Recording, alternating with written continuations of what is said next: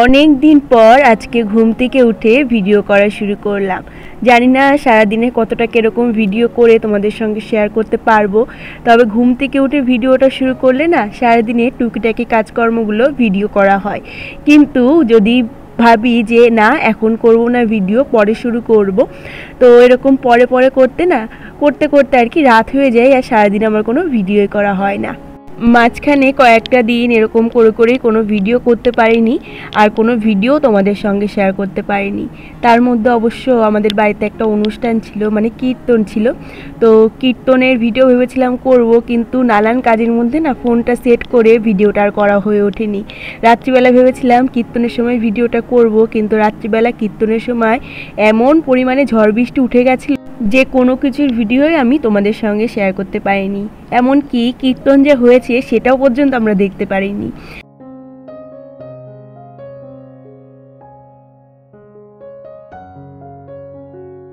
তো বন্ধুরা, এই যে দেখো তোমাদের সঙ্গে কথা বলতে বলতে আমি আমাদের ঘর দিয়ে, বারান্দা দিয়ে আর সামনে যে সিঁড়িটা রয়েছে তো সেইগুলো ঝাড় দিয়ে দিলাম। তো তারপরে ভেতরের যে সমস্ত ঘরগুলো ছিল ওই ঘরগুলো ঝাড় দিয়ে এখন চলে এসেছি পেছনের বারান্দায়। পেছনের বারান্দাটা ঝাড় দেওয়া হয়ে গেলে ঘর ঝাড় দেওয়াটা হয়ে যাবে।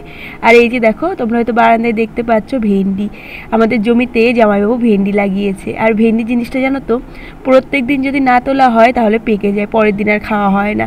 তো সেই কারণে প্রত্যেক দিনে ধরো ভেন্ডি তুলে নিয়ে আসা হয়। মাঝখানে কয়েকটা দিন তুলে নিয়ে এসেছিলো, তো সেইগুলো আর তোমাদের সঙ্গে শেয়ার করা হয়নি।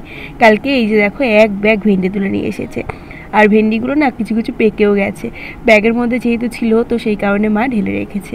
তো ঘরটা ঝাড় দিয়েই আমি এখন চলে এসেছি থালা বাসনগুলোকে ধোয়ার জন্য। কালকে খুব একটা বেশি থালা বাসন হয়নি, 2-1টা থালা বাসন রয়েছে। তো দেখো থালা বাসনগুলো ধুয়ে নিই। তো চলো থালা বাসনগুলো ধুতে ধুতে আমার পরিচয়টা তোমাদেরকে দিয়ে নিই। নমস্কার আমার প্রিয় পরিবার, কেমন আছো তোমরা সবাই? আশা করছি ভালো আছো। তোমাদের আশীর্বাদ ও ভালোবাসায় আমি এবং আমার পরিবারের প্রতিটা মানুষ খুব ভালো আছি। অন্নপূর্ণা লাইফস্টাইলে নতুন একটা ভিডিওতে তোমাদেরকে জানাই অনেক অনেক স্বাগত আর আমার অনেক ভালোবাসা। নদিয়া জেলার ছোট্ট একটি গ্রাম থেকে আমি পলি আজকেও নিয়ে চলে এসেছি নতুন একটা সুন্দর ভিডিও।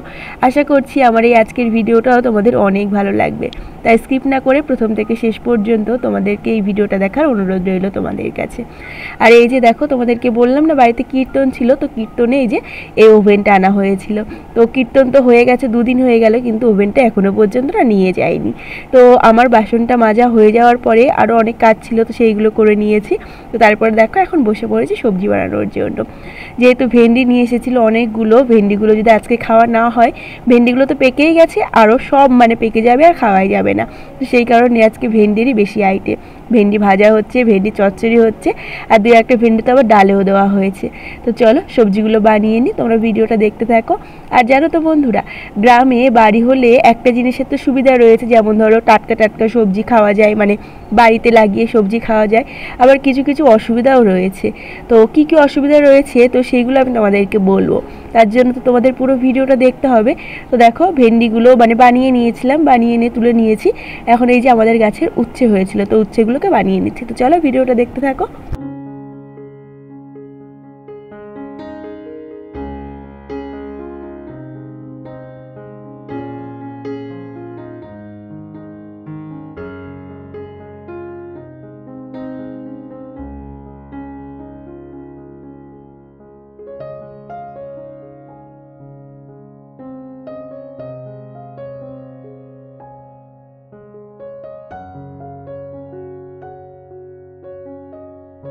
তো বন্ধুরা, এই যে দেখো এক এক করে তো সমস্ত সবজি আমি বানিয়ে নিচ্ছি।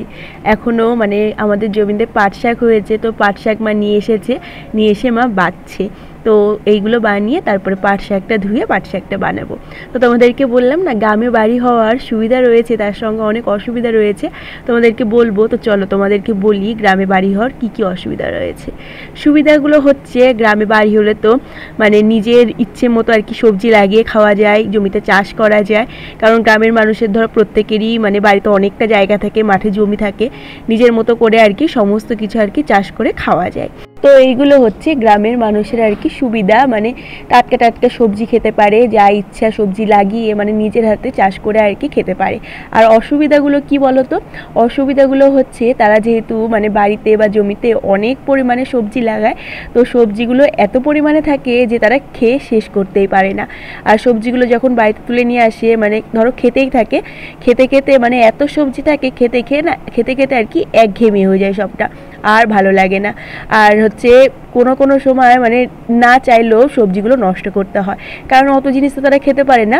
আর জমিতে যেহেতু অনেক পরিমাণে সবজি থাকে, তো সেই কারণে বাজারঘাট থেকে অন্য কিছু যে বাজার করে খাবে, তো সেটাও সম্ভব হয় না, কারণ বাজার করে যদি অন্য কিছু খায় তাহলে বাড়িতে থাকা যে সবজিগুলো তো সেইগুলো নষ্ট হবে।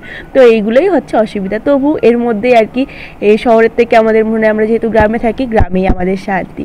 তো বন্ধুরা এই যে দেখো সবজিগুলো তো বানিয়ে নিয়েছি, তো তারপরে না কিছু মুড়ি খেয়ে নিলাম, একটা ছোটো বাটিতে করে কটা মুড়ি নিয়ে খেয়ে নিলাম। আগে হলে খেতাম না, কিন্তু এই টাইমটায় না সকালের দিকে মানে খালি পেটে থাকাটা ভালো না, তো সেই কারণে কিছু শুকনো মুড়ি খেয়ে নিলাম। আর এইদিকে দেখো আমাদের গাছে না অনেক আম হয়েছে, বাড়ির মধ্যে যে গাছটা রয়েছে, তো সেই গাছটাই তো মানে সারাদিনে টুপ করে আম পড়ার তালেই থাকে। তো আমরা যেহেতু বাড়ির মধ্যে এই গাছটা তো সবসময় ধরো পাই। আর এই গাছটাই না যেহেতু রাস্তার ওপারে আর গাছটা রয়েছে, তো এই গাছটার আম না খুব একটা পাই না, কখন পরে কে নিয়ে যায় আর মানে পাই না খুব একটা। আর গাছে এত আম হয়েছে, আমগুলো না পেকে গেছে, হালকা হালকা পেকে গেছে। তো জামাইবাবু আজকে গাছে উঠেছিল, গাছে উঠে দেখো কত আম পেরেছে।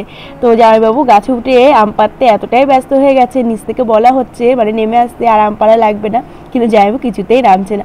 তো অবশেষে অনেকবার বলার পরে দেখো জামাইবাবু এখন গাছ থেকে আর কি নামলো। আর আজকে জানো তো অনেক আম পেরেছে, আর আমগুলোকে নিচ থেকে দেখে ছোট ছোট মনে হয়, কিন্তু পাড়ার পরে দেখছি যে বেশ বড় বড় হয়েছে আমগুলো। আর বেশিরভাগ আমি তো মানে পেকে আর কি হলুদ হয়ে গেছে। আর এই যে দেখো এই জায়গাটাই আমাদের আম গাছ। এর আগেও তো আমাদের দেখিয়েছিলাম যে কচু গাছ আর কি লাগানো হয়েছে, ওলের গাছ লাগানো হয়েছে।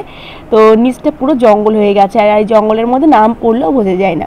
তো সেই কারণে আর কি আমগুলো সব পেরে নেওয়া হলো। আর জানো তো আজকে প্রায় 30 কিলোর মনে হয় বেশি আম পাড়া হয়েছে, তবুও এখনও গাছে আম ভর্তি রয়েছে।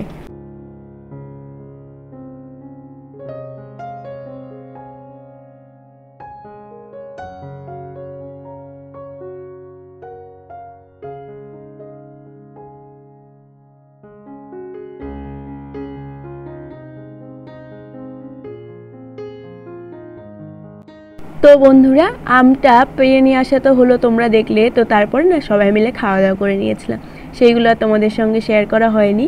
আর আজকে ওই যেই সবজিগুলো বানিয়েছিলাম ওইগুলো রান্না হয়েছে, আর হয়েছিল ডাল। আর আম পাড়ার সময় না কিছু ফাটা আম আর কি পড়েছিল, তো সেইগুলো দিয়ে আমের চাটনি করা হয়েছে। আর কালকে মাছের ঝোল করা হয়েছিল, তো সেই মাছের ঝোলও কিছুটা ছিল। তো এই সমস্ত কিছু দিয়ে খাওয়া দাওয়া হয়েছে। আর ওই যে আম পেরে নিয়ে আসা হলো, তো অত আম তো রাখা যাবে না, সব নষ্ট হয়ে যাবে। তো কার্বাইড নিয়ে এসে এখন আমগুলোকে জাগ দেওয়া হচ্ছে, মানে পাকার জন্য জাগ দেওয়া হচ্ছে। তো দেখো এখানে ঝুড়ির মধ্যে করে বিচুলি দিয়ে নিয়েছে, তো তারপরে কার্বাইড দিয়ে আমগুলোকে সাজিয়ে পাকতে দিচ্ছে। তো আমার বর এদিকে এই কাজগুলো করে দিচ্ছে, আর আমি এখন যাব স্নান করতে। তো বন্ধুরা আজকের মতো আমি এখানেই ভিডিওটা শেষ করছি। আশা করছি আমার এই আজকের ভিডিওটা তোমাদের অনেক ভালো লেগেছে। ভিডিওটা ভালো লেগে থাকলে অবশ্যই লাইক কমেন্ট শেয়ার করে দিও। তো আজকের মতো এখানেই বিদায় নিচ্ছি, আবার দেখা হচ্ছে কালকে নতুন একটা সুন্দর ভিডিওর সঙ্গে। তোমরা কে কে আম খেতে ভালোবাসো আমাকে কমেন্ট